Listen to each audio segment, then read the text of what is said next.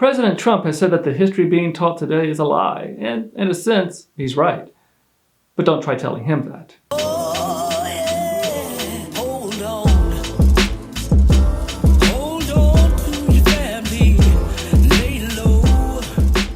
Trump recently announced a Patriotic Education Commission because he believes that the teaching of American history is un-American. All national history is taught in order to strengthen the nation state and create a national identity. How else do you get a bunch of people to believe that we're the home of the free and the land of the brave, where everyone has the right to do what they want, when we are not, in fact, any of those things? Of course, even saying that, there will be those who will comment that I'm un-American without the least bit of irony, as they fail to recognize that I have the freedom to think this way.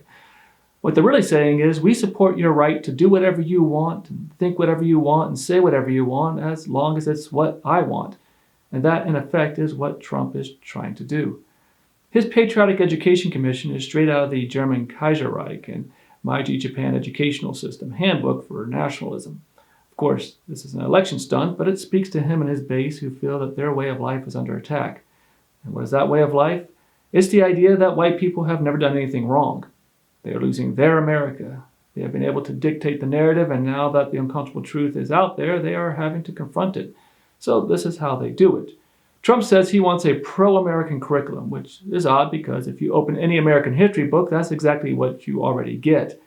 He says that children are being taught a twisted web of lies, which is true. He says it's a form of child abuse, which is also true. And he says we need to tell a more flattering version of history. So let's talk about this. First, as stated previously, the teaching of American history is in and of itself pro-American. I mean, it's American history. It is what it is, whether you like it or not.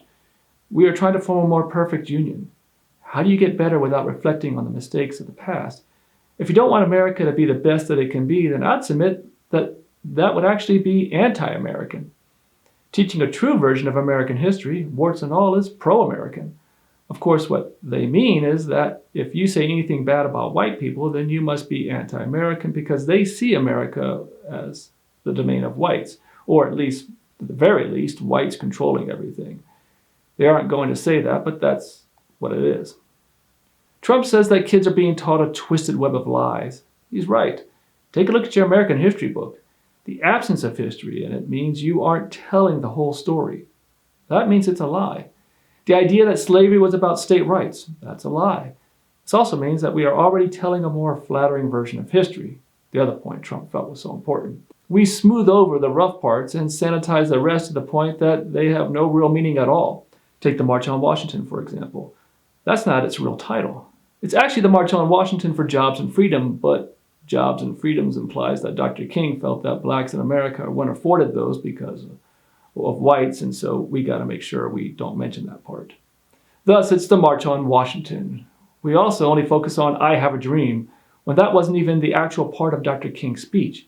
He threw that in there after Malia Jackson shouted, "Tell them about the dream, Martin."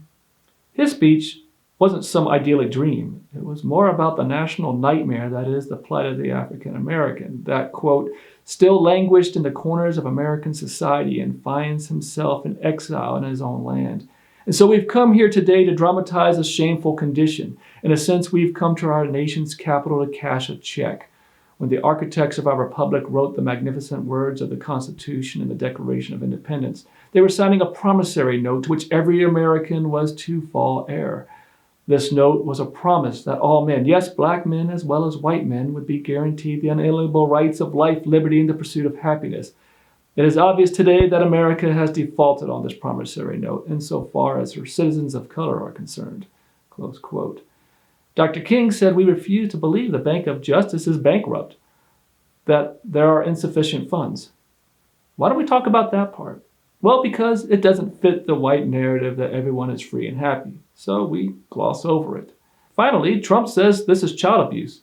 He's right. My question is, which child? Students of color? Yeah, it's been that way for years. Imagine learning American history and you're not in it, or if you are, it's because you are represented as a slave. Sure, there's the occasional Dr. King and George Washington Carver, but for the most part, you are nothing. That's abuse. Your ancestors' contributions are minimalized and marginalized to the point that they aren't even in there. Why? Well, again, look who's writing this stuff. White people. Look who the majority of our teachers are. White people. But lying to white children about their own history is also abusive. It takes away from their ability to be empathetic and to think, problem solve, and a host of other issues. Everyone fails. There are two things Trump and those who want to believe that we need a Patriotic Education Commission don't understand. And this is, American history is not white history. It's the history of our country and not of one group of people. America is all of us, and to think that there are different histories to be told is naive at best and dangerous at worst. White history and black history are not parallel tracks in America. They are the same history.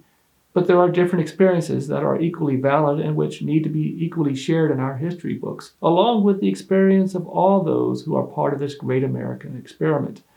The second thing they fail to understand is that we don't actually have a national curriculum standard.